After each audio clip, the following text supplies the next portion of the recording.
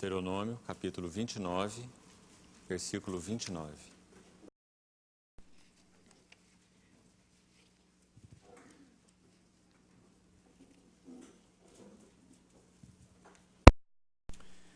As coisas encobertas pertencem ao Senhor nosso Deus, porém as reveladas nos pertencem, a nós e a nossos filhos para sempre, para que cumpramos todas as palavras desta lei.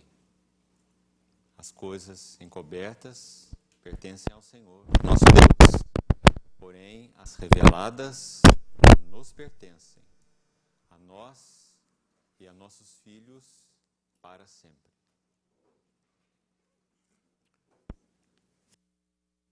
Irmãos, nós precisamos, talvez antes de entrarmos com a ajuda do Senhor, em detalhes bíblicos, escriturísticos, a respeito dessa verdade tão gloriosa do Deus triuno, a triunidade divina, a Trindade Santa, termos como assentado no nosso coração um princípio importantíssimo. Nós, na grande maioria das vezes, no contato com as verdades de Deus, com a palavra de Deus, exatamente por causa da natureza da palavra de Deus, ser então de natureza celestial, tão elevada, incompreensível na sua qualidade mais intrínseca, nós somos então, no contato com ela, sempre preocupados com relação a esse assunto do nosso entendimento. Nós temos tendência de querermos saber o como das verdades de Deus. Mas é aí que nós tropeçamos. E na maioria das vezes nós acabamos por abandonar até mesmo verdades tão essenciais como as que estão sendo então abordadas aqui. Agora, irmão, você já pensou com você mesmo que você não pode explicar o como da Trindade, assim como você não pode explicar o como da encarnação? Duas naturezas plenas, íntegras e perfeitas, divina e humana, em uma única pessoa. Não há uma dupla personalidade, mas uma unipersonalidade. Nós podemos explicar isso? O como disso? Nós podemos explicar o como da ressurreição dos mortos? Nós cremos nela. Nosso Senhor ressuscitou, nós ressuscitaremos com Ele. A verdade bíblica é inequívoca. Mas nós sabemos explicar como o nosso corpo mortal será absorvido pela vida? Nós sabemos explicar como nós fomos colocados em Cristo, em união vital e orgânica com Cristo? Como a palavra de Deus é clara e inequívoca também nesse assunto? Como nós fomos colocados em Cristo? Essas verdades e muitas outras, elas são então verdades espirituais. É por isso que nós carecemos então de revelação espiritual, conhecimento espiritual, entendimento espiritual, para que nós possamos tocar essas realidades espirituais. Naquele final da conversa do Senhor com Nicodemos, ele diz assim para ele: se em falando de coisas terrenas não me credes, como crereis se eu vos falar das celestiais? Então, o nosso grande problema é tentar explicar o como da Trindade, da encarnação, da união com Cristo, da ressurreição, ou seja lá do que for. Nós não temos essa capacidade e nem essa responsabilidade diante do Senhor. As verdades de Deus, elas são reveladas, especialmente essas verdades fundamentais, de forma inequívoca, concreta. Diria para os irmãos, sem a menor sombra de dúvida, precisas. Há uma revelação precisa na Bíblia sobre a Trindade. Se o fato a respeito da Trindade, por exemplo, no Velho Testamento, como já foi lembrado aqui, é um fato implícito, isso não tem nada a ver com não ser um fato claro. Porque o fato da Trindade é cristalino, é claríssimo. Agora, como todos os outros, nós não podemos explicar o como. Simplesmente porque nós temos uma mente finita. E esse como tem a ver com a mente infinita. É um como em Deus. É um como divino, que a nossa mente finita não pode alcançar. Então nós precisamos, desde o início, separar essas duas coisas. Nós não fomos chamados para explicar. Agora, por que é importante fazer essa abordagem? Porque achando que nós fomos chamados para tentar entender ou explicar o como, e nós não conseguimos, nós entregamos esse assunto às prateleiras acadêmicas, ao tecnicismo, à teologia sistemática. E nós consideramos esses assuntos especulativos, quando não, quem sabe, cansativos, não é? Apenas doutrinários, digamos assim. Mas, irmãos, na verdade, a revelação a respeito do assunto que temos partilhado, da Trindade Santa, a triunidade de Deus, e da encarnação do Verbo de Deus, elas são verdades, então, claras, precisas, concretas, não para entendermos o como, mas para nos deslumbrarmos diante do que Deus se dignou a nos revelar através da sua palavra. O irmão David Martin Lloyd Jones, o ministro da Capela de Westminster, ele disse que a Trindade é a coisa mais estonteante, mais espantosa que aprouve a Deus revelar-nos a respeito do seu ser. Um outro homem de Deus chamado Hilário, que viveu mais no início da história da igreja, ele diz que Deus é o único ser capaz de conhecer-se a si mesmo. Claro, devido à sua própria natureza. E nós estaríamos abandonando o conhecimento desse Deus se nós estivéssemos buscando o conhecimento dele em qualquer outra fonte, senão na sua autorrevelação através da sua palavra. Irmão, esse não é um assunto de filosofia, esse é um assunto de revelação. Deus nos deu, como nós vemos aí em Deuteronômio, esse depósito, como um santo depósito, que nos pertence, como diz esse texto, para que nós tenhamos então um entendimento espiritual claro, um entendimento espiritual concreto, objetivo, e um entendimento espiritual preciso a respeito de verdades tão santas, tão elevadas, tão sublimes, mas que por causa da assistência do Espírito Santo, capacitando-nos com entendimento espiritual, e não intelectual ou natural, nós podemos então conhecer as coisas de Deus, como também foi lembrado hoje por um dos irmãos pela manhã, em 1 Coríntios capítulo 2. Elas se discernem espiritualmente. Nós podemos conferir coisas espirituais com espirituais. A palavra que Paulo usa ali, conferir no original, significa adequar, significa que Paulo aprendeu pelo Espírito a usar palavras humanas, verbalizadas, naturais, para dar expressão a verdades de conteúdo espiritual. É o sentido daquele versículo no original.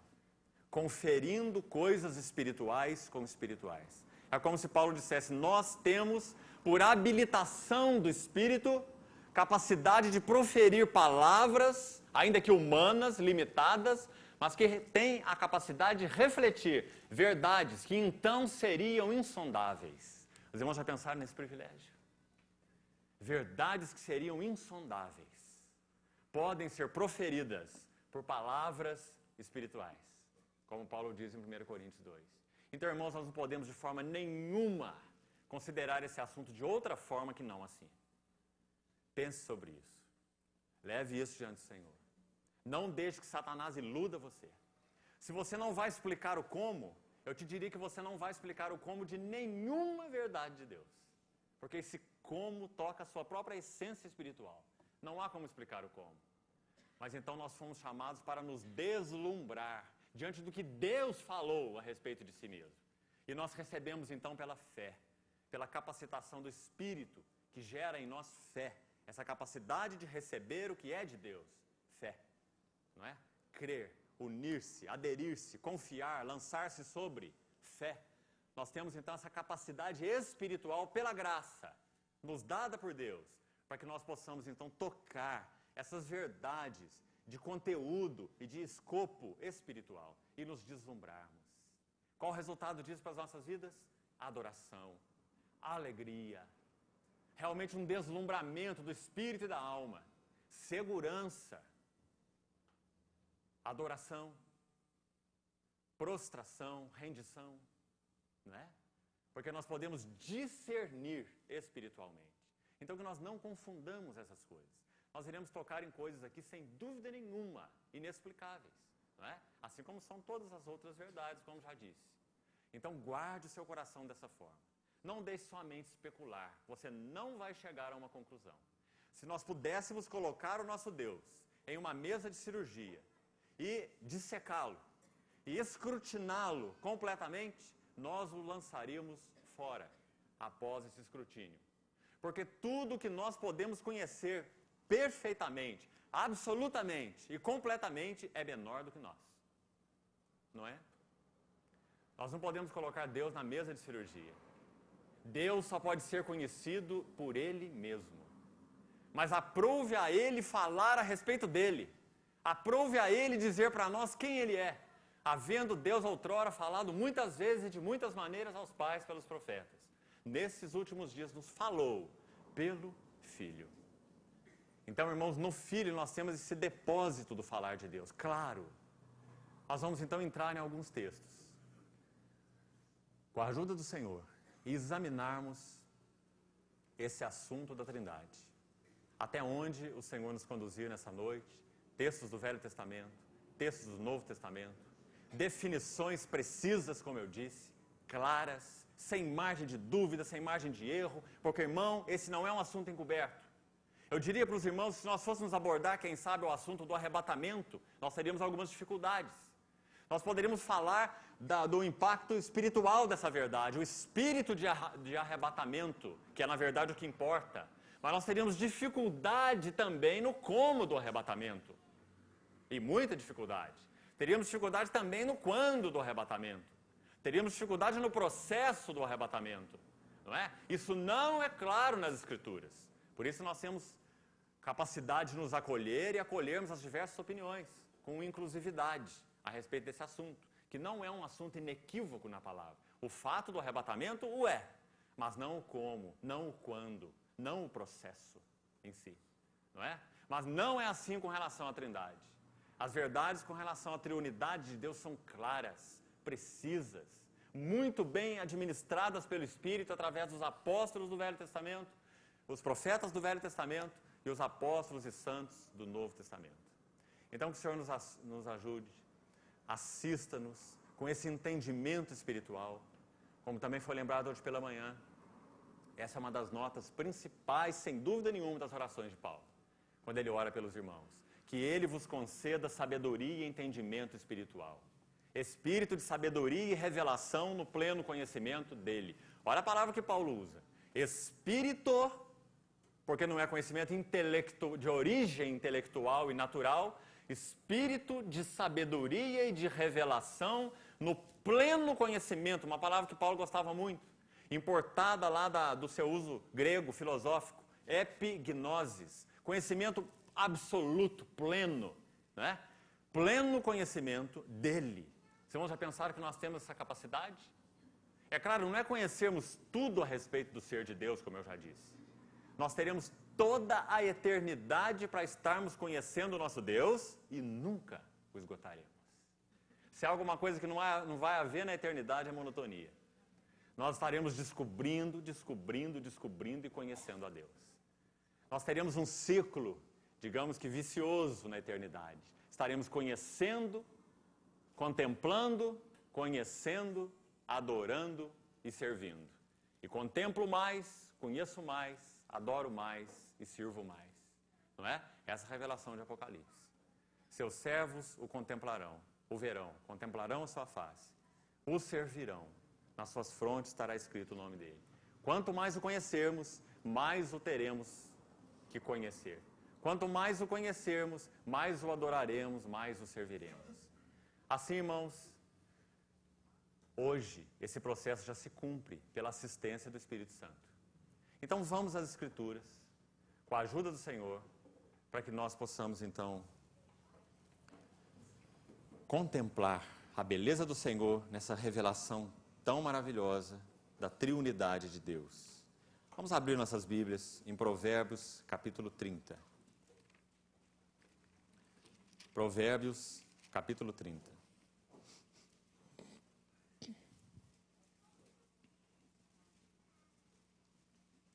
Vamos ler apenas o verso 4. Veja que versículo curioso. Quem subiu ao céu e desceu? Quem cerrou os ventos nos seus punhos? Quem amarrou as águas na sua roupa? Quem estabeleceu todas as extremidades da terra? Qual é o seu nome? E qual é o nome do seu filho?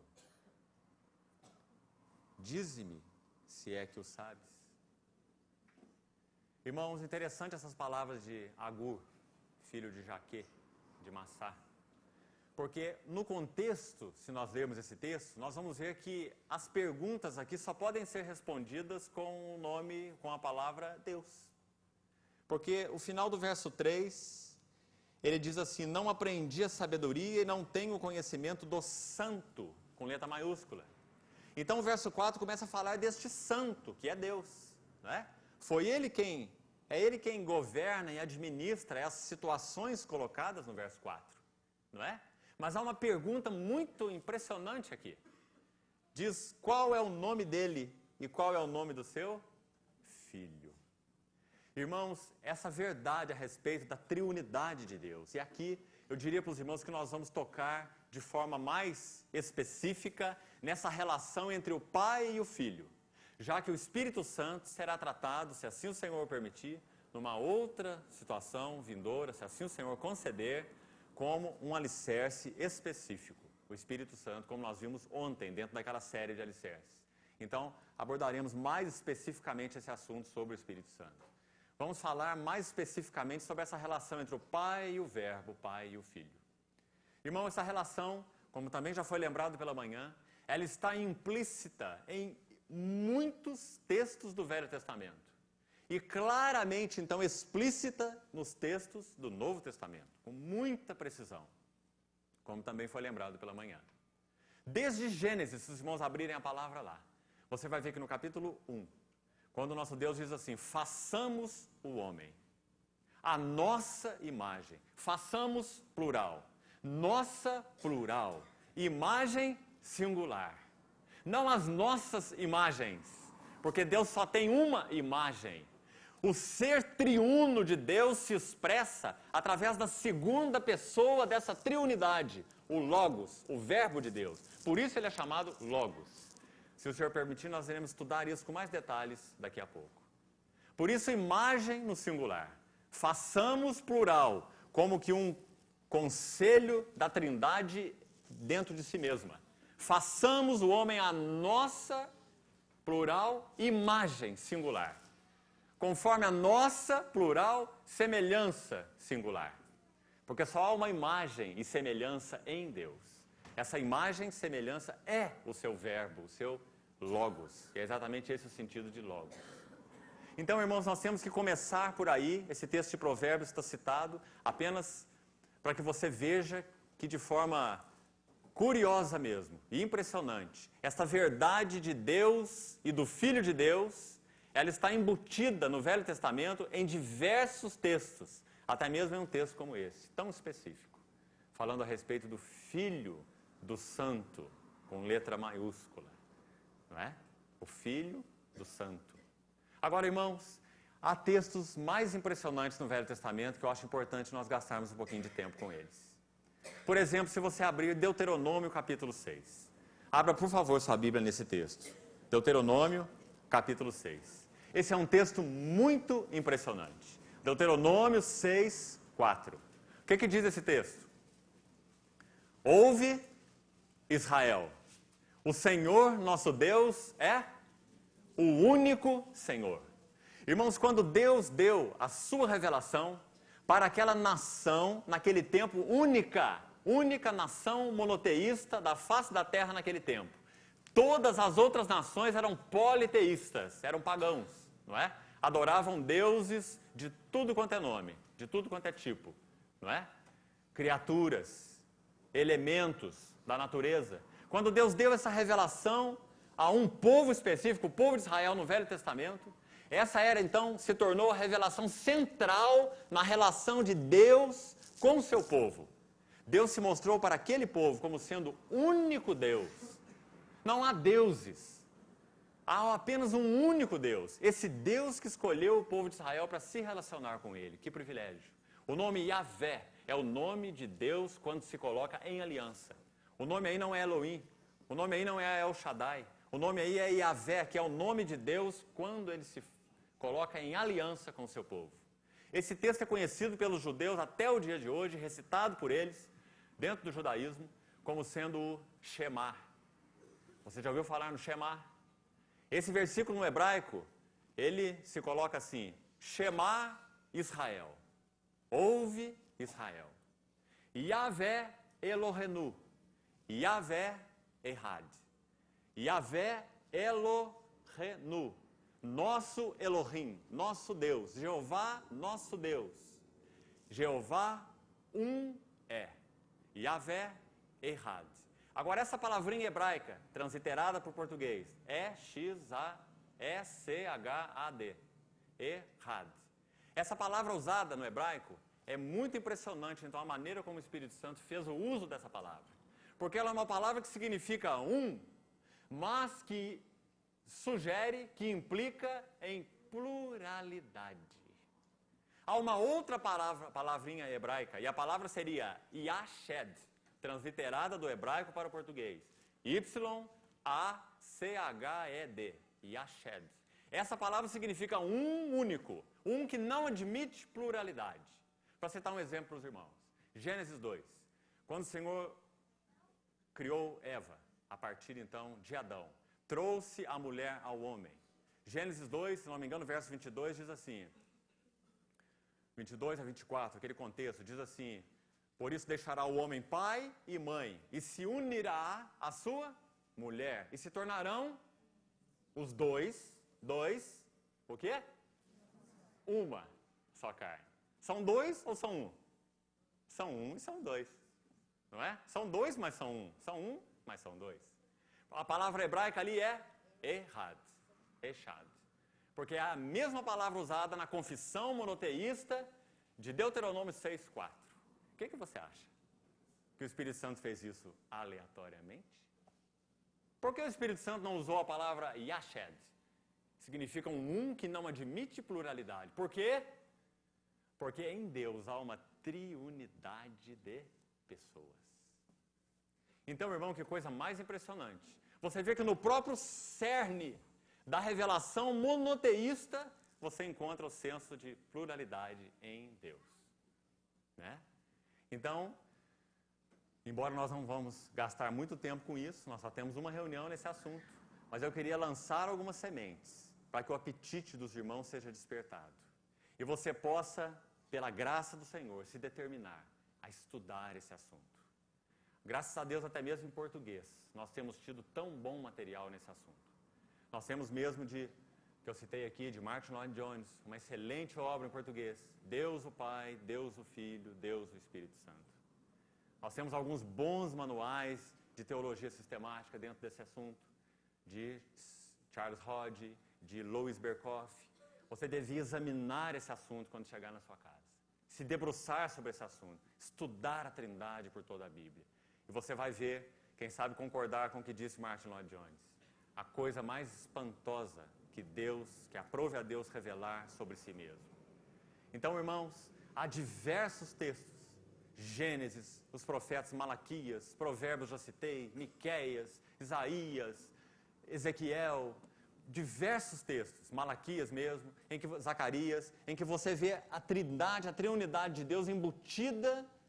E o Espírito Santo fez questão de colocar assim, porque quando então viesse a luz clara do Novo Testamento, nós poderíamos buscar aqueles textos e comparar texto com texto.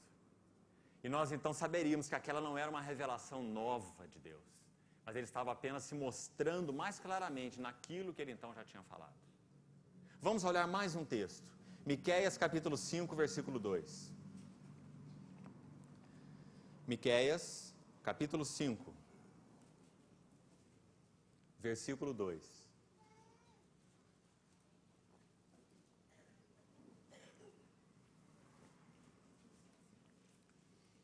E tu, Belém, Efrata, pequena demais para figurar como grupo de milhares de Judá.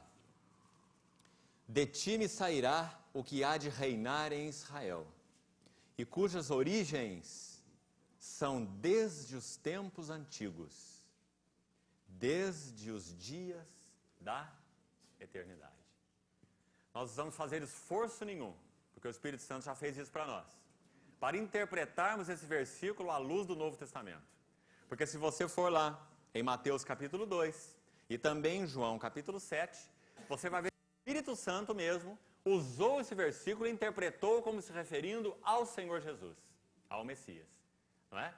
Então esse versículo diz que esse Senhor Jesus, esse verbo que se fez carne, os seus dias são desde os tempos antigos e as suas origens desde os dias da eternidade. Irmão, essa palavrinha origens, segundo o original, ela pode ser também traduzida por saídas. Suas saídas são desde a eternidade. Muito interessante quando você vê dessa maneira. Porque há diversas aparições no Velho Testamento chamadas de teofânicas. Teo, Deus. Fane, presença, aparição, manifestação. Teofania são manifestações pré-encarnadas, não encarnações, só houve uma encarnação, mas manifestações pré-encarnadas do Filho de Deus, antes, é claro, da encarnação, no Velho Testamento. Teofanias. Foi lembrado aqui hoje, pela manhã, daquele que comeu com Abraão na porta da sua tenda. Não é? Aquilo é uma teofania, uma manifestação pré-encarnada do Logos, do Verbo de Deus, que é Cristo. Porque suas origens, suas saídas são desde a eternidade. Então você vai encontrar teofanias por todo o Velho Testamento. O anjo da aliança que guiou o povo de Israel naquele deserto era Cristo. Paulo nos ajuda com muita clareza também em 1 Coríntios interpretando isso.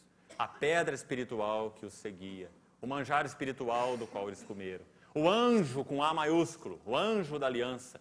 Se você ler os textos sobre o anjo da aliança em Malaquias, o anjo da aliança em Êxodo, como eu disse, nós não temos tempo para isso tudo, você vai ter que estudar. Você vai ver que o anjo de Yahvé e Yahvé são a mesma pessoa, se você estudar com cuidado. O livro de Malaquias, o livro de Êxodo. O anjo de Jeová é Jeová, porque o Filho de Deus é Deus. E as teofanias são expressões, manifestações pré-encarnadas do Verbo de Deus, que é Cristo, que é o Filho. Mais um texto. Isaías capítulo 9, versículo 6. Basicamente todos esses textos que nós iremos aqui de início citar são conhecidos dos irmãos. Isaías capítulo 9, versículo 6. Há um relato muito interessante sobre esse versículo, Isaías 9, 6. Vamos ler primeiro. Porque um menino nos nasceu, um filho se nos deu. O governo está sobre os seus ombros, e o seu nome será maravilhoso, ou indescritível, maravilhoso, conselheiro, Deus forte. Irmãos, essa é uma palavra séria. O seu nome será Deus forte, Pai da eternidade, Príncipe da paz. Diz que certa vez um irmão estava conversando com um rabino judeu. E esse irmão tomou esse texto e perguntou assim para o rabino judeu: Rabino, a quem se refere este versículo? E o rabino respondeu: ao Messias. E o irmão fez a segunda pergunta: e rabino, segundo este versículo, o que será o Messias? E o rabino respondeu: o Messias será Deus. Só faltou o rabino dizer: e o seu nome é Jesus Cristo. Aí ele ia deixar de ser rabino. Né? Então os irmãos vejam a clareza com que a palavra de Deus coloca essa realidade do Filho e do Pai, mesmo no Velho Testamento. Né? O Filho em comunhão com o Pai, na pessoa do Espírito Santo, a triunidade de Deus. Irmão, Isaías capítulo 6, versículo 10, para essa primeira parte, só mais esse versículo. Como eu disse para os irmãos, são mesmo inúmeros versos. É uma série imensa que você poderá procurar, examinar por você mesmo, facilmente, estudar. Isaías capítulo 6 eu gostaria de citar porque a forma, de novo, como o Espírito Santo usa esse texto no Novo Testamento é muito impressionante. Você conhece muito bem o contexto, tenho certeza. A visão de Isaías do trono de Deus no ano da morte do rei Uzias. Tão conhecido esse texto. Ele viu o Senhor num alto e sublime trono. Não há dúvida de quem ele viu. Ficando aqui nos limitando ainda ao contexto do Velho Testamento. Quem ele viu? O Senhor, não é? Santo, santo, santo é o Senhor. E as abas das suas vestes enchiam o templo, a sua glória. Isaías não pôde permanecer de pé diante daquela visão. Não é? Ele diz, ai de mim, que estou perdido. Tal era o impacto dessa visão.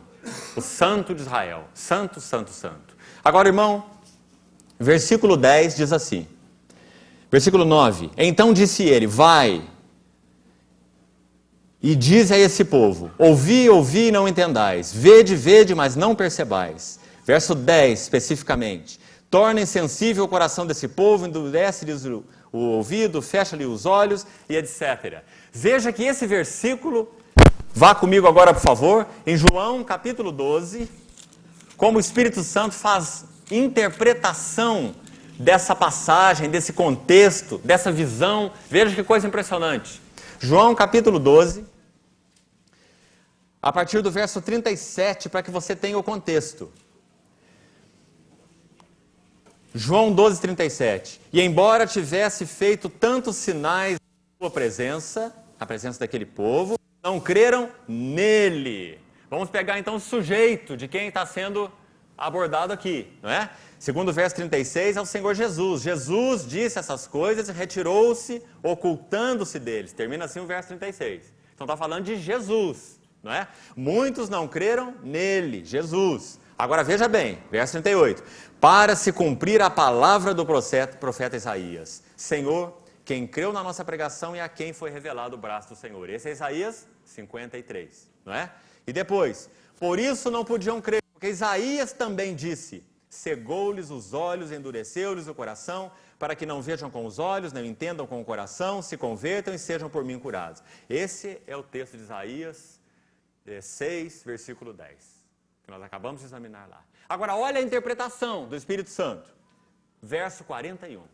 Isto disse Isaías, porque viu a glória de quem? Dele. Mas quem é esse ele no contexto aqui? É claro que é o Senhor Jesus. Não dá para forçar o texto, não é? Está muito claro. Isso disse Isaías porque viu a glória dele e falou a seu respeito.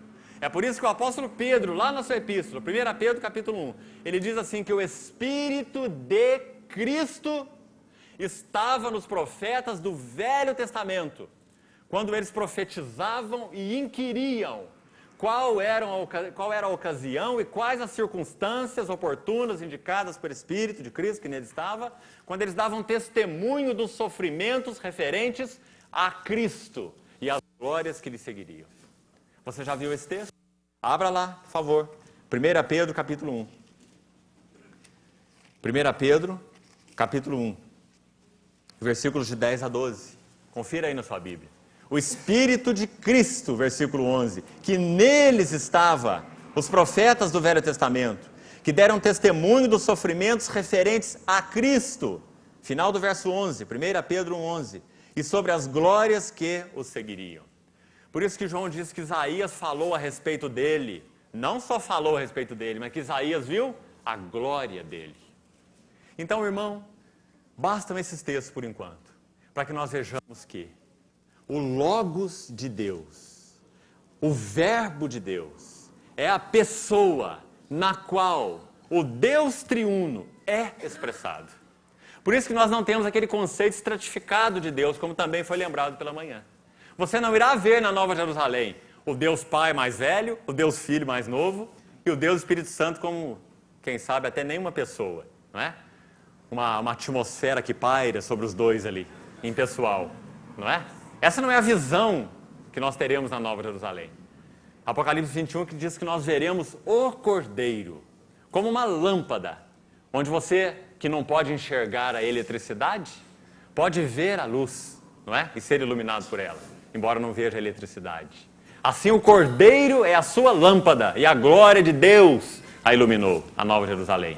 Então o Cordeiro de Deus, o Verbo de Deus, o Logos de Deus, é a pessoa na qual Deus o Pai e Deus o Espírito Santo se expressam, se mostram. Na pessoa do Filho, Deus é conhecido, o Deus triuno é conhecido. Por isso ele é chamado o Logos, o Verbo de Deus. Agora eu queria entrar um pouquinho mais fundo com os irmãos nesse conceito Logos. Peço que você me acompanhe com cuidado. Abra, por favor, em João agora. João, capítulo 1. João, capítulo 1.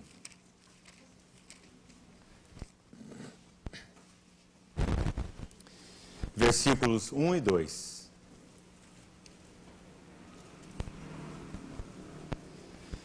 No princípio era o Verbo, e o Verbo estava com Deus, e o Verbo era Deus. Ele estava no princípio com Deus. Irmãos, esse é um dos textos que aborda com clareza essa questão da triunidade divina, embora aqui, especificamente esse texto, foque duas pessoas, né? Deus e o seu Verbo, que estava com Deus e que era Deus. Agora, irmãos, essa ideia, esse conceito, trindade, só para que você tenha um pouco de um contexto histórico, essa palavra que sugere o fato de Deus ser triuno, não na Bíblia, mas na história da igreja, na Bíblia, como eu já disse, é totalmente claro, né? Inequívoco, mas na história da igreja, houve um tempo em que o Espírito Santo começou então a recuperar esse conceito, que estava então um tanto nublado. E o primeiro homem que usou uma palavra no grego, triás, para se referir a Deus como sendo trino, foi Teófilo de Antioquia, no 2º século. Veja que já no 2º século, o Espírito Santo está buscando essa verdade que não poderia ser perdida, por causa de ser fundamento. Já no 2º século, Teófilo, ele tinha um muito amado amigo pagão, chamado Autólico, e ele escreveu uma obra a este amigo pagão, falando a respeito do cristianismo, a glória do cristianismo, como sendo então a verdade na qual ele deveria crer, o seu amigo Autólico. E essa obra se chama 3 livros a Autólico. E nesse livro ele usa a palavra triás no grego, para se referir a Deus como sendo trino. E depois dele, Tertuliano, logo no final do 2º século, começo do 3º. Tertuliano, o teólogo norte-africano, de Cartago. Ele usou agora no latim a palavra trinitas, de onde no nosso português, trindade. Palavra que foi então cunhada como sendo ortodoxa, adequada, correta, para expressar a beleza, a grandiosidade dessa doutrina. Trindade, né? Essa palavra foi usada por Tertuliano. Agora, irmãos, por que isso aconteceu? Porque os ventos da heresia estavam soprando com fúria. E até mesmo quando nós vemos esse texto de João, capítulo 1, você vê que Deus está usando João, pelo Espírito, para colocar essas verdades a respeito da Trindade de forma clara, estabelecida, precisa. João está usando espadas, como que para cortar cabeças do lado direito e do lado esquerdo. Irmão, haviam especialmente, quero citar 2 aqui, 2 heresias que representaram o ranger dos dentes do diabo para arrancar esse fundamento da igreja, a triunidade divina e a glória desse fundamento. Um desses ventos heréticos dizia que Cristo era a maior e melhor criatura de Deus. A primeira criatura de Deus. A primeira coisa que Deus fez foi criar o Verbo. E a partir do Verbo, ele criou todas as coisas. O Verbo é soberano sobre todas as coisas, porque ele foi o primeiro ser criado por Deus. Quem primeiro começou a falar isso foi um presbítero de Alexandria, chamado Ário. Essa heresia, então, veio a ser conhecida como arianismo. E ela tem 2000 anos, praticamente, de vida, porque hoje ainda os testemunhas de Jeová ensinam a mesma coisa. que o Verbo, o Logos, é o primeiro ser criado por Deus. O ser de maior glória, o primeiro ser criado. E por meio dele, Deus criou, então, todas as outras coisas. Essa era a heresia de Ário. E antes que ela aparecesse, o Espírito Santo equipou João de uma maneira tão maravilhosa nesse versículo, para dizer que o Verbo estava com Deus. E se o texto parasse aí, nós poderíamos dizer, está vendo? O Verbo com Deus. Deus criou o Verbo está com Deus, criado por Deus. Mas então João continua, e o Verbo era Deus. Então ele corta heresias por um lado e corta heresias por outro. Pelo outro lado, o arianismo por um lado, Cristo é uma criatura.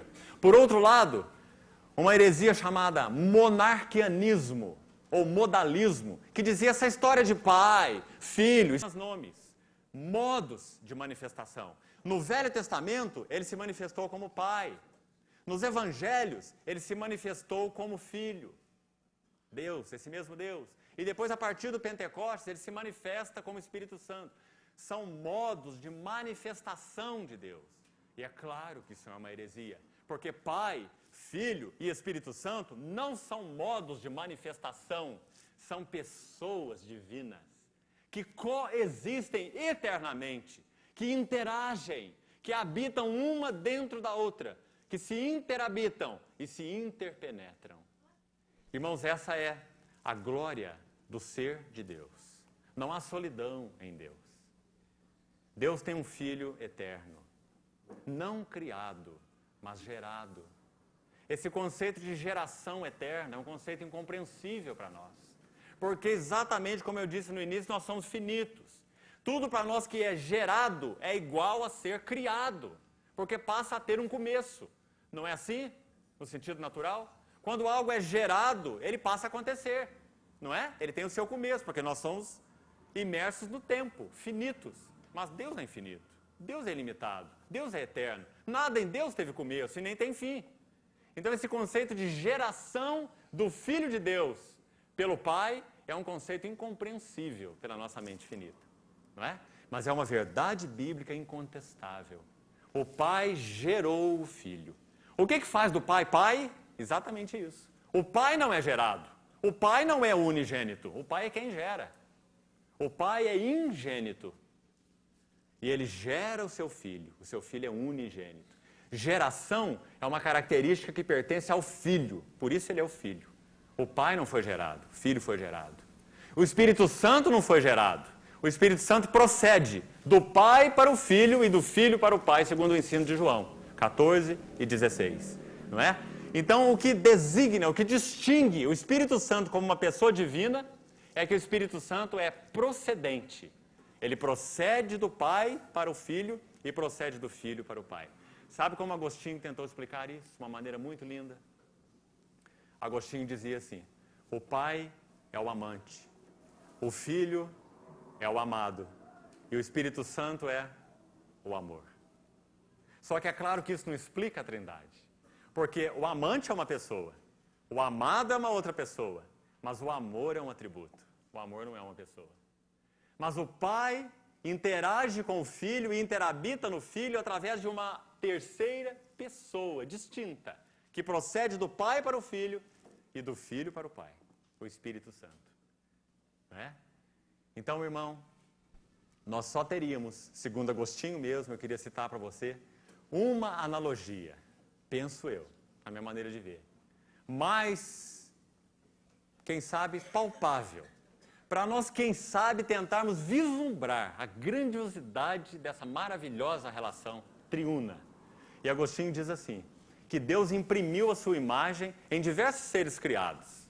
Por exemplo, num fruto, você tem, frequentemente, o caroço, a polpa e a casca. Mas é um fruto só. Não é? Só um fruto. Mas você tem 3 elementos. O caroço, a polpa e a casca. Mas você não pode dizer que a polpa está dentro do caroço, porque não está. Não é? E nem o caroço constitui a polpa. Ele está imerso pela polpa, mas ele não é polpa. Ele é caroço. Não é? Então, as analogias da criação são limitadas, mas Deus imprimiu o seu caráter, uma expressão do seu caráter triuno, sim, nas coisas criadas. Mas Agostinho diz assim, o homem, como ser criado por Deus de forma mais elevada do que qualquer outra criação, é quem contém uma expressão mais próxima, obviamente que não exata, isso é impossível, mas a expressão mais próxima do significado dessa triunidade maravilhosa do ser de Deus. E Agostinho usa a analogia da memória, do entendimento e do desejo. Então ele diz assim, em cada ser humano, nós somos apenas um homem, uma vida, não é? Você só tem uma substância, uma vida. Você é um homem, não dois. Mas dentro de você há 3 faculdades, segundo ele: memória, entendimento e vontade. São distintas? Claro. Você não vai dizer que se lembra com a sua mente. Você tem que dizer que se lembra com a sua memória. A faculdade da memória é para se lembrar. A faculdade da mente é para se entender. A faculdade do desejo é para se escolher, para se desejar. Não é? Então são distintas. Mas nós podemos dizer, como Agostinho nos ajuda, que com a nossa memória nós entendemos o que desejamos. Com o nosso entendimento, nós nos lembramos do que desejamos. E com o nosso desejo, nós entendemos o que nos lembramos. Então nós podemos dizer que o entendimento está na memória, o desejo está na memória. Mas também a memória está no desejo. E a memória está no entendimento. Não é assim? Com a sua memória, você não deseja do que se lembra? Com o seu entendimento, você não se lembra do que deseja? Então, o seu entendimento está na memória, a sua memória está no desejo. Essas faculdades interagem. Elas não estão uma dentro da outra? Você não tem memória de uma coisa gostosa que você comeu? Você falou, estou com desejo de comer bolo de chocolate. Porque o desejo está na memória. Você tem a memória daquele gosto, não é? Então, Agostinho dizia que a triunidade de Deus, ela foi expressa de uma maneira mais clara no homem, porque ele fez o homem à sua imagem, conforme a sua semelhança. Então, ele procura mostrar. Ele levou 20 anos, do ano 399 até o ano 419, 20 anos, para escrever 15 volumes de uma obra chamada Sobre a Trindade. 15 volumes. Se você colocar os 15 juntos, dessa altura. Sobre a Trindade. Onde ele procura mostrar biblicamente as maravilhas do ser triuno de Deus. Então, irmãos, esses assuntos encantaram os patriarcas, deslumbraram os santos apóstolos e profetas, porque Deus falou nas Escrituras a respeito de si mesmo. Não para nos dar mecanismos para tentar entender, mas para ficarmos deslumbrados de quem Ele é. Nunca houve solidão em Deus. Deus é o único ser que é de si, que é por si e que é para si. Porque exatamente Ele é triuno. Por isso Ele pode ser definido na sua palavra, por Ele mesmo, como sendo amor. Irmão, amor só há como ser definido no contexto de associação. O amor só pode ser definido e se desenvolver num contexto de associação. Esse amor que é amor apenas por si mesmo não é amor. Amor tem sempre um foco fora de si mesmo. Amor tem sempre um foco no outro. Deus é amor, porque Deus é triuno. O Pai ama o Filho, disse o Senhor Jesus. Irmão, que privilégio nós temos de abrir as Escrituras e podemos contemplar um pouquinho dessa relação impenetrável, inesgotável, magnífica. Nunca houve solidão em Deus. Sempre o seu Filho esteve no seu seio. Deus é o único ser que é de si. Ele não depende de nada, ele é de si mesmo. Todos os seres criados são de algo, derivados de algo, no sentido final do próprio Deus. Ele é o Criador. Deus é o único ser que é de si. Deus é o único ser que é por si. Ele não depende de nada para subsistir, ele é autossuficiente. Ele é por si mesmo. E ele é um ser que é para si. Autossatisfeito. Quando ele criou, ele não criou por nenhuma compulsão externa. Cuidado com as coisas, quem sabe você ouve ou você lê. Deus, quando criou, ele não criou porque tinha necessidade de criar. Porque necessidade é uma palavra que não se aplica a Deus. Porque um ser que tem necessidade não é satisfeito, não é completo, não é pleno. Deus não criou por necessidade. Deus criou para compartilhar do seu ser com os seres limitados, finitos, criados. Compartilhar de toda a sua exuberância, de tudo que Ele é. Ele criou por autocompulsão, por nenhum outro tipo de necessidade. Não foi impelido por nada senão por si mesmo. E não só criou, mas também salvou. Ele não nos salvou impelido pela nossa miséria. Ele nos salvou impelido pelo seu próprio amor. Quando nós adoramos e rendemos glória ao nosso Deus, Ele não é aumentado. Porque não há nada adventício em Deus. Nada pode ser acrescentado a Ele. Quando nós o adoramos, o louvamos, rendemos graças, glórias a Ele, a sua glória não pode ser aumentada. Porque Ele já é possuidor de toda a glória. Então, irmãos, quão necessitados nós somos de termos um conceito bíblico adequado de Deus. Especialmente o conceito bíblico da Trindade. Eu queria voltar um pouquinho com os irmãos aqui, então, nesse texto de João, capítulo 1, para nós podermos, quem sabe, vasculhar um pouquinho esse texto. No princípio era o Verbo. Irmão, abra por favor sua Bíblia em Apocalipse, capítulo 19, verso 13. Vamos examinar um pouco essa palavra verbo, logos, no grego original. Apocalipse 19, 13. Diz assim, a visão de João a respeito do Senhor Jesus. Está vestido com um manto tinto de sangue, e o seu nome se chama o Verbo de Deus.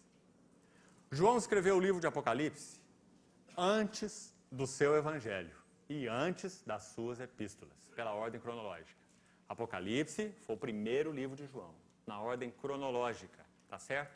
Ele estava exilado em Patmos, durante o império de Domiciano. Então, quando ele escreveu o livro de Atos, de Apocalipse, ele teve essa visão a respeito do Senhor Jesus, e ele viu então esse nome, o Verbo, o Logos.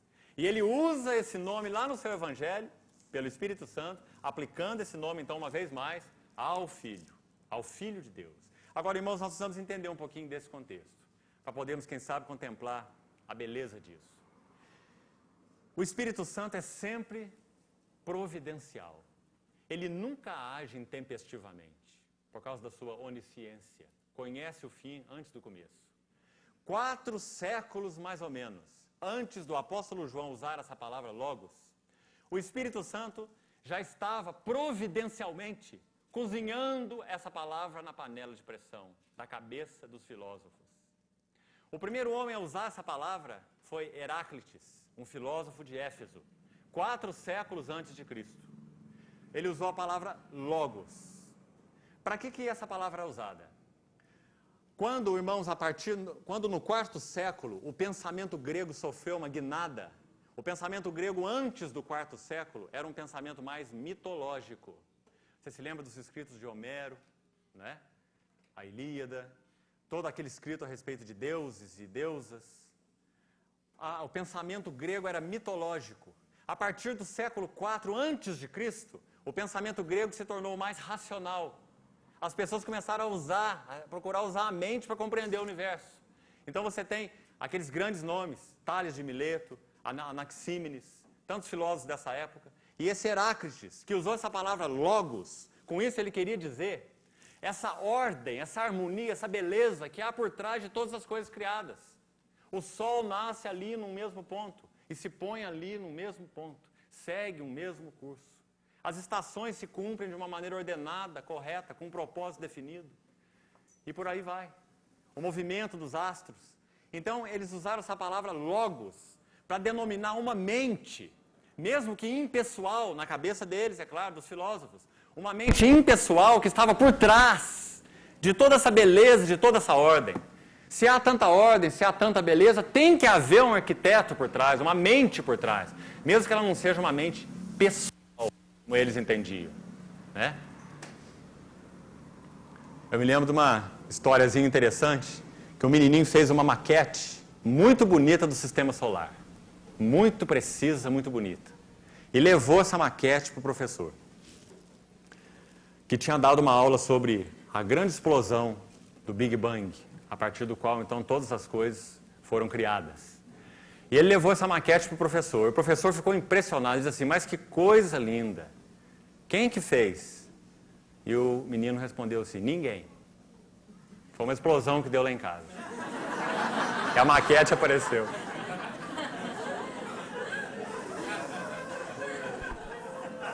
Então, quando os filósofos começaram a contemplar toda essa beleza essa ordem, essa harmonia do universo, eles entenderam que deveria haver uma mente por trás dessas coisas criadas. Não haveria condição de toda essa harmonia, de toda essa beleza sem uma mente. E eles chamaram essa mente de Logos. Então, se há uma mente, há uma expressão dessa mente, ou uma palavra. Então, Logos veio a significar também palavra, que é a expressão da mente. E se é palavra, é um discurso, não é? E se é um discurso, é também um tratado exaustivo, como, por exemplo, psicologia, Logos, logia. Um tratado exaustivo, um estudo exaustivo sobre a mente humana. Não é assim? Odontologia, mesma coisa. Então, mente, palavra, discurso, tratado. Logos veio a significar tudo isso para os filósofos. Então, irmãos, o Espírito Santo veio cozinhando essa palavra, e Logos significava isso. Logos passou a ser essa razão, esse conceito que estava por trás de tudo, que unificava tudo, que dava razão a tudo, que dava beleza a tudo. Agora, irmão, veja então o que o Espírito Santo fez. Quando João é levado para a ilha de Patmos, ele tem uma visão a respeito do Senhor Jesus. Que hora impressionante. Porque agora então ele vai ver algo. Algo que então que ninguém antes de João havia utilizado dessa maneira. Você não vê nos escritos de Paulo, de Pedro, você não vê em lugar nenhum, apenas João. João está então exilado naquela ilha e tem aquela visão. Então ele vê que o nome do Senhor Jesus se chama o Verbo de Deus. Isso é Apocalipse, primeiro. E depois, quando ele vai escrever o seu Evangelho, ele começa exatamente dessa forma. Então é como se o Espírito Santo estivesse dizendo assim, olha, tudo isso que foi cozinhado por tantos anos, vocês filósofos, pagãos, vocês já sabem que há um princípio por trás de toda essa ordem, que unifica tudo, que dá beleza a tudo, harmonia a tudo, que integra tudo. Sem usar a palavra logos, Paulo usa a ideia do logos, por exemplo, em Colossenses. Lembra em Colossenses 1, quando ele diz assim, nele tudo subsiste. Lembra? Aquela palavra no grego original significa nele tudo se mantém coeso. O Senhor Jesus é o poder integrador de todas as coisas. Sabe por que no núcleo do átomo aquelas partículas giram daquela forma e não se desintegram? Por causa do Senhor Jesus. Cristo é o poder integrador de todas as coisas criadas. É o que o apóstolo Paulo diz lá em 1 Coríntios, em Colossenses capítulo 1. O poder integrador da plenitude de Cristo.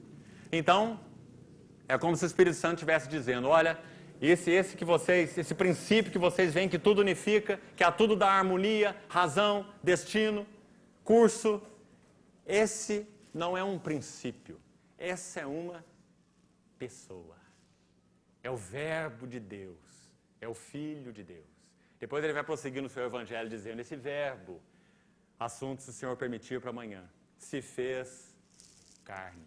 Que coisa impressionante. O próprio Criador, o Verbo, ele se mete entre as criaturas. Se fez carne e habitou entre nós. Então, irmãos, esse é o conceito de João sobre o Logos. O Espírito Santo cozinhou esse conceito. É por isso que Paulo diz, por exemplo, aos Gálatas, vindo a plenitude do tempo, Deus enviou o seu Filho. Está vendo por quê? Algumas coisas deveriam ser cozidas antecipadamente. Algumas coisas tinham que ser preparadas. Os filósofos tinham que vir primeiro. Eles tinham que lutar em cima de algumas coisas primeiro. Para que então, na plenitude do tempo, a pessoa do Filho se revelasse, como sendo aquele que é o Verbo de Deus. Então é assim que João usa a palavra aqui no seu Evangelho. No princípio era o Verbo, e o Verbo estava com Deus, e o Verbo era Deus. Irmão, um outro detalhe interessante, também faz parte desse cozimento prévio do Espírito Santo, para que então o Verbo fosse revelado. Quando o povo de Deus foi levado cativo naqueles 2 cativeiros, mais um detalhe histórico para você. Os 2 cativeiros, tanto o assírio primeiro quanto o babilônico depois, diversos judeus foram habitar naquela região do delta do Nilo, norte da África, delta do Nilo. Vários judeus, durante os 2 cativeiros, foram habitar naquele lugar. Então, estabeleceram ali a cultura hebraica. Alexandre o Grande, depois, conquista aquela região e funda ali a sua cidade querida, Alexandria. os gregos então habitaram naquele mesmo lugar. Aquela cidade de Alexandria se tornou um ponto de confluência entre as três maiores culturas da época. A cultura hebraica, porque havia então os judeus ali, a cultura grega, porque Alexandre então quem fundou aquela cidade, e a cultura egípcia, dos egípcios que já estavam ali.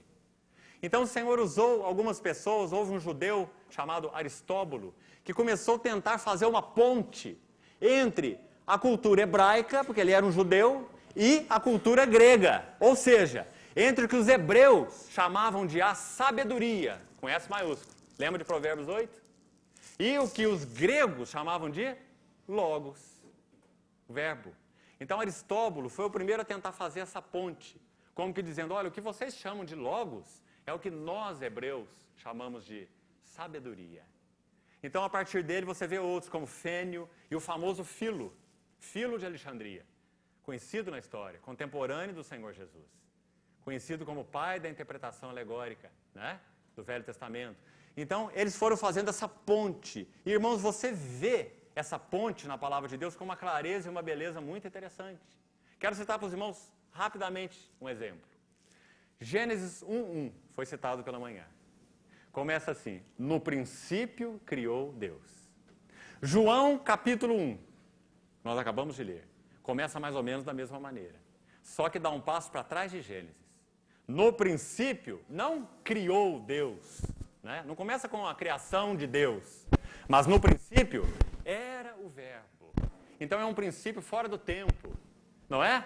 É um princípio na eternidade, é um princípio quando não tem nada. No princípio, o que era no princípio? As coisas criadas? Não.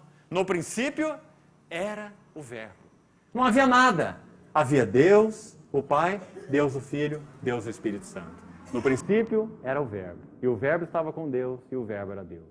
Agora, irmãos, Salomão, em Provérbios 8, ele usa a mesma expressão que esses dois. Moisés em Gênesis e João no seu Evangelho. Provérbios capítulo 8, nós podíamos abrir lá, para observarmos com atenção. Salomão usa a mesma expressão que João, ou nós teríamos que dizer o contrário. João usa a mesma expressão que Salomão em Provérbios. Porque João agora ele já tem esse pano de fundo. João agora já tem a ponte feita. Aristóbulo, Fênio, Filo já vieram antes de João e já fizeram a ponte, né? Então agora João, quando escreve o Evangelho, como nós vimos, ele usa o pano de fundo de Provérbios capítulo 8. Não tem a menor dúvida quando você lê. Veja como ele diz em Provérbios 8, primeiro o versículo 12, só para termos uma ideia aqui. Eu, a sabedoria, habito com a prudência. Veja, a sabedoria que fala eu. Não é um atributo, não é uma coisa, uma faculdade. Aqui sabedoria é uma pessoa, só uma pessoa pode dizer eu, não é? A partir do verso 22 agora diz assim, o Senhor me, de novo, pronome pessoal, é a sabedoria que está falando. O Senhor me possuía no início de sua obra. Olha a pré-existência da sabedoria, a eternidade da sabedoria, com S maiúsculo, na visão da cultura hebraica, como eu disse, não é? Logos para a cultura grega. Então a ponte foi feita por esses irmãos e agora João usa a ponte. Quando ele diz, no princípio era o verbo, tendo Provérbios como seu pano de fundo. Desde a eternidade fui estabelecida. Olha só, mesma ideia de João, aqui na boca de Salomão. Desde a eternidade fui estabelecida, desde o princípio. Olha aí, mesma ideia, tanto de Moisés em Gênesis, quanto de João no Evangelho. Antes do começo da terra. O que João fala lá? Todas as coisas foram feitas por intermédio dele. E sem ele, nada do que foi feito se fez. Não é o que Salomão está dizendo aí? A respeito da sabedoria? Antes de haver abismos, eu nasci. Cuidado com essa palavrinha. Porque no original o sentido não é esse. A versão espanhola, por exemplo, Reina Valera, se você examinar lá, traz a expressão fui engendrada, fui gerada e não nasci. Antes de haver abismos, eu nasci, ou eu fui gerada, geração eterna.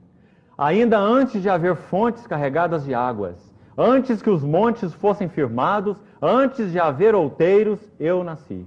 Ainda ele não tinha feito a terra, nem as amplidões, nem sequer o princípio do pó do mundo. Não é a linguagem de João, na boca de Salomão? Quando ele preparava os céus, aí estava eu. Quando traçava o horizonte sobre a face do abismo, quando firmava as nuvens de cima, quando estabelecia as fontes do abismo, quando fixava ao mar o seu termo, para que as águas não traspassassem o seu limite, quando compunha os fundamentos da terra, então, veja aqui, eu estava com ele. Tem um eu e tem um ele aqui. A sabedoria com Deus, né? O Pai e o Filho, o Verbo de Deus. E era o seu arquiteto. João diz exatamente isso. Todas as coisas foram feitas por intermédio dele. Eu era o seu arquiteto. Dia a dia eram as suas delícias. Este é o meu Filho amado, em quem tenho todo o meu prazer. Dia a dia eram as suas delícias, folgando perante ele em todo o tempo, regozijando-me no seu mundo habitável. Veja bem, habitável. Olha onde está o centro, o foco do verbo criador. No seu mundo habitável, e especificamente agora, segunda parte do verso 31. E achando as minhas delícias com os filhos dos homens. Por quê?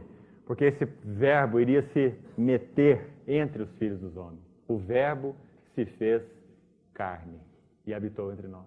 Então, irmão, é impressionante a correspondência entre Provérbios 8 e João, capítulo 1. Para nós concluirmos, então, nessa noite, eu queria examinar com os irmãos um pouquinho mais ainda esse contexto, voltando lá, no Evangelho de João, capítulo 1, e colocar ainda alguma coisa importante antes de encerrarmos. Irmãos, essa ideia de sabedoria, segundo Provérbios 8, eu penso que nós precisamos e podemos ser ajudados se meditarmos um pouquinho a respeito dela, como sendo Logos, então o Verbo de Deus. Será que nós podemos imaginar um tempo quando Deus não era sábio? Quando Deus não foi sábio? É claro que isso é impossível. Porque a sabedoria está em Deus. Ele é sábio. Será que nós podemos imaginar um tempo em que Deus começou a se conhecer? O que é que os irmãos acham? Ou ele sempre se conheceu? Então, irmãos, o que você vai entender se estudar esses textos de João, de Provérbios, é que Deus, ao conhecer-se, ele gera uma imagem de si que é perfeitamente igual a si. Quando nós nos conhecemos a nós mesmos, e nós fazemos isso pela nossa mente, é onde nós temos capacidade de entender e de conhecer, quando nós conhecemos a nós mesmos, o nosso conhecimento de nós, em primeiro lugar, é limitado e, em segundo lugar, é deficiente. Frequentemente temos uma imagem de nós que não é a verdadeira, né? Por exemplo, Paulo em Romanos fala assim, não pense de si mesmo, cada um, além do que convém. Porque essa é sempre a nossa tendência. Nós não nos conhecemos. Nós sempre pensamos além do que convém. Agora, será que Deus é assim? Será que Deus se conhece perfeitamente, plenamente? Então, irmãos, quando Deus se conhece, Ele se conhece perfeitamente, como Ele é. E assim como nós, quando nós nos conhecemos, nós temos como que uma imagem de nós aqui na nossa mente. Você não sabe como você é? De certa forma, não é? Mesmo que limitado e deficiente. Você não tem aí um conceito de você, mas esse conceito de você não é igual a você. Não é? Porque nós somos limitados e pecadores. Mas o conceito que Deus tem de si mesmo é perfeitamente igual a si. Por isso, o seu verbo é chamado de sua imagem. Ele é a imagem do Deus invisível. Porque Deus, na sua sabedoria, ao conhecer a si mesmo, gera uma imagem de si que é perfeitamente igual a si e que está sempre perante si. Por isso o texto de João diz, no princípio era o verbo, e o verbo estava com Deus. No grego, eimi pros theos, estar prós, de onde vem a nossa palavra portuguesa, próximo, prós no grego. Estava próximo de Deus, diante dele, como diz Provérbios, capítulo 8. Deus, então, gera uma imagem de si que é perfeitamente igual a si. Por isso, quem me vê a mim, disse o Senhor Jesus, vê o Pai. Porque Deus não se conhece de forma nem limitada e nem deficiente, mas Deus se conhece de forma plena. Então Deus, por um lado, Deus é, e Deus se conhece. E Ele se conhece tal qual Ele é. Então, quando Ele se revela como Ele se conhece e como Ele é. Então, a revelação do Verbo de Deus na pessoa do Filho é perfeitamente igual a Deus. Por isso que em Mateus capítulo 11 ele diz assim: ninguém conhece o Pai, senão o Filho. E aquele a quem o Filho quiser revelar. Irmão, que coisa maravilhosa.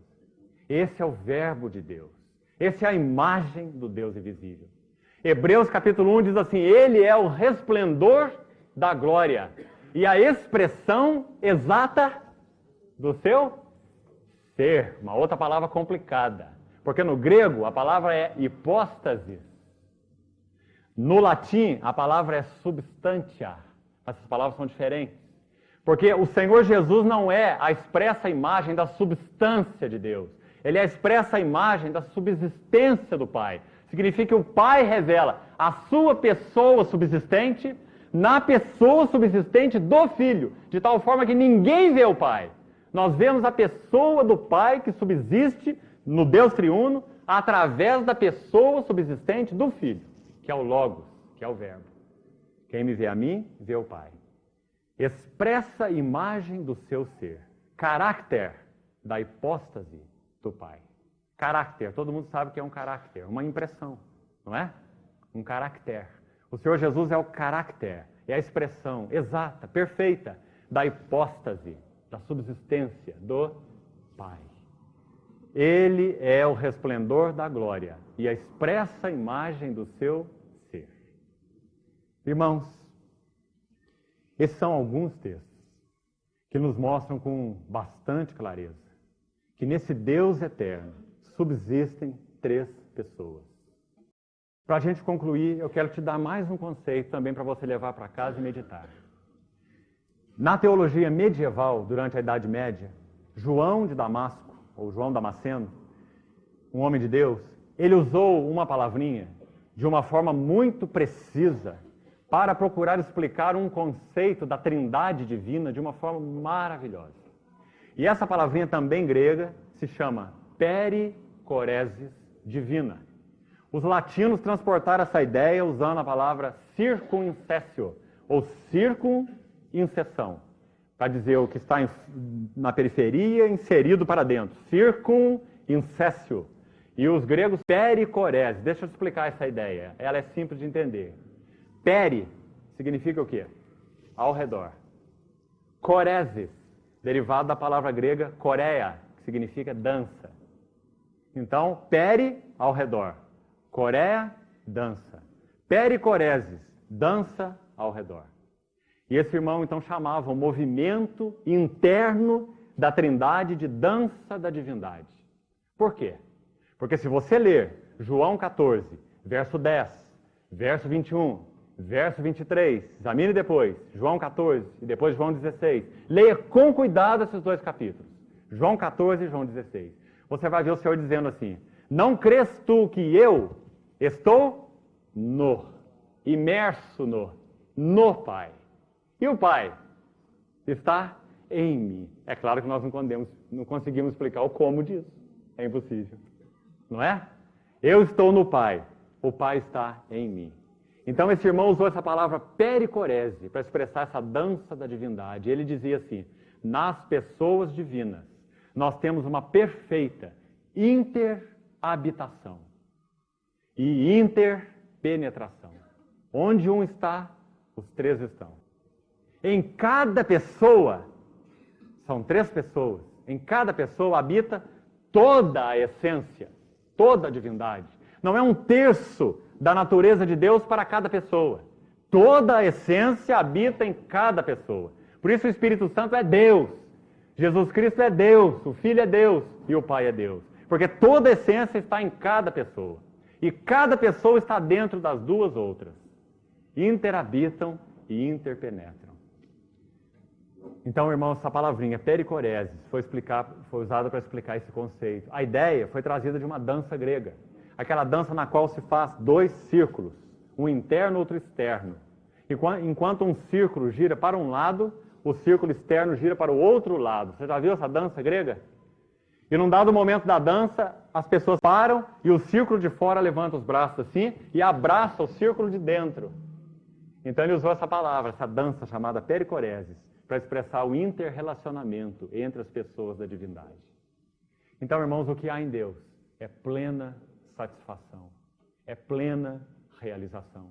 Em Deus não há falta de nada. Há uma comunhão plena de amor e serviço. Se você abra comigo, por favor, João capítulo 17. João capítulo 17. Eu queria aqui, de forma assim, bem sintética, mas não queria deixar de fazer isso. Se o Senhor permitir, amanhã a gente vai para o assunto da encarnação. Eu queria ler com os irmãos do verso 21 até o 26, até o final de João 17. Rapidamente, vamos meditar um pouquinho sobre isso para nós terminarmos. Quais seriam, irmãos, agora de forma específica, prática, aplicações para nós, para a nossa vida cristã, digamos, prática, dessa realidade tão excelsa do Deus triuno? João capítulo 17, versículo 21. Veja o que diz aí. Não rogo, verso 21, a fim de que todos sejam um. E como és tu, ó Pai, em mim. Como é o Pai no Filho? Pleno. Né? Ele habita no Filho plenamente. Cada pessoa está na outra plenamente. Como és tu, ó Pai, em mim, e eu em ti. Olha a pericorese aí. Então ele roga agora. Nós podemos dizer uma pericoresis cristã. Veja que nós somos chamados para participar da dança.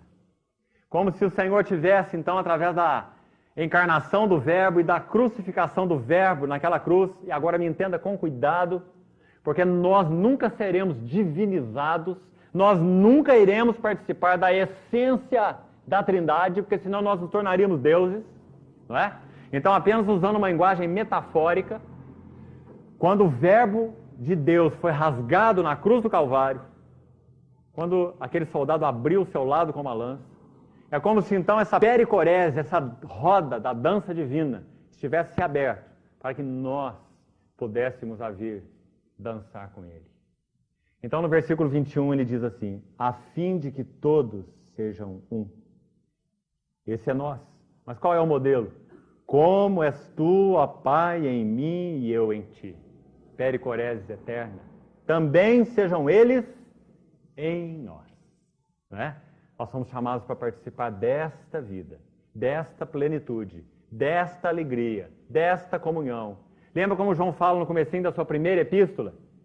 A nossa comunhão é com o Pai e com o seu Filho, Jesus Cristo. Ele termina dizendo assim, essas coisas vos escrevemos para que a nossa alegria seja completa. 1 João, capítulo 1. Então, nesse verso, irmão, versículo 21, nós vemos que uma das aplicações específicas, preciosas, que nós tiramos desse modo de vida da Trindade, é que nós fomos chamados para essa unidade de comunhão, de adoração, de satisfação, de plenitude, de alegria. Agora, se você examinar, a gente vai ler agora mesmo outros textos, esse contexto de João 17 todo, você vai ver que a Trindade não é apenas modelo, mas é poder para que nós vivenciemos, então, o que está explicitado nesse capítulo 17. No versículo 1 diz assim, Pai, é chegada a hora, glorifica o teu Filho, para que o Filho te glorifique a ti. Essa é uma outra decorrência na vida cristã da vida da Trindade. Só pela comunhão com Deus triuno é que nós podemos viver para servir e dar. Porque o Pai vive para o Filho vive para o Pai. Pai, glorifica teu Filho. O Filho pede para ser glorificado. Parece um egoísmo, né? Aí ele vai explicar por quê e para quê. Ele diz, para que o Filho te glorifique a ti. Não é? Então, irmãos, a Trindade não é apenas modelo, mas é poder para que vivamos uma vida nesse molde. Dar e servir. Esse é o supremo propósito da vida cristã. Lembra do Senhor Jesus falando sobre isso com aqueles discípulos, né? Que estavam disputando lugares no reino. Assentados, Tiago e João, um na sua direita, outro na sua esquerda, lá no reino. Lembra daquela história? Esses caras estão envergonhados com esse assunto. Não tiveram nem coragem de pedir para o Senhor, mandaram a mãezinha lá. Vai lá, mamãe, pede lá para nós. Aí a mamãe chegou lá e falou: Senhor, te peço que na tua vinda, na tua manifestação, esses meus 2 filhos se assentem, um na tua direita, o outro na tua esquerda. Aí o Senhor olhou para eles e disse assim: não sabeis o que pedis. Podeis vós beber o cálice que eu estou para beber? Não é? Então eles estavam ali disputando. E o Senhor Jesus, naquele contexto, ele diz assim: tal como o Filho do Homem, que não veio para ser servido, mas para servir e dar a sua vida em resgate por muitos. Essa é a norma de vida da Trindade: servir e dar. Pai, glorifica o teu Filho, para que o Filho te glorifique a ti. Então a Trindade não é apenas modelo, mas é o poder para vivermos esse tipo de vida. Vivermos para servir e dar. Essa é a norma de vida da Trindade.